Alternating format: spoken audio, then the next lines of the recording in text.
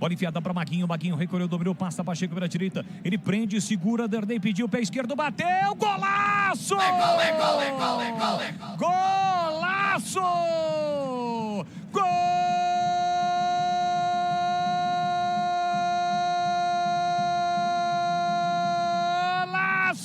da Ponte!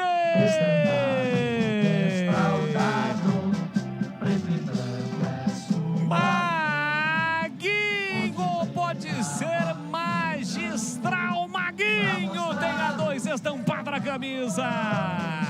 Recebeu na entrada da grande área pelo setor direito. O Pacheco pediu, levou a marcação. Ele trouxe para canhota na entrada da grande área. Um chute forte, colocado, que encobriu o Jordi. Entrou no ângulo do goleiro do Novo Horizontino. Maguinho, o primeiro da Ponte em 2025 e foi um golaço! A Ponte sai na frente mesmo com 10 em Novo Horizontino. Então pula, sai do chão e vibra a macacada!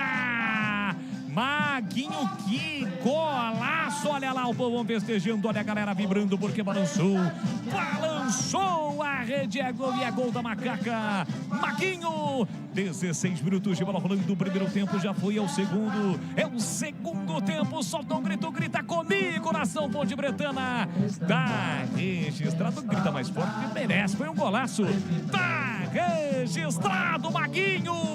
Ponte Preta 1, Novo Horizontino 0, Jordi não chora não, goleirão, a bola dorme no fundo da sua rede, e o detalhe do do golaço do Maguinho é esse, Carlos Henrique, o bate pesado. No contra-ataque, e que consciência do Maguinho, né? Ele recebeu na entrada da grande área com a perna direita e preparou para a perna esquerda. Levantou a cabeça e olha que o Jordi é grandalhão, hein? Uma batida consciente no ângulo direito do goleirão do Novo Horizontino. A Ponte, mesmo com um homem a menos, sai na frente. 1-0 Ponte Preta. Que golaço!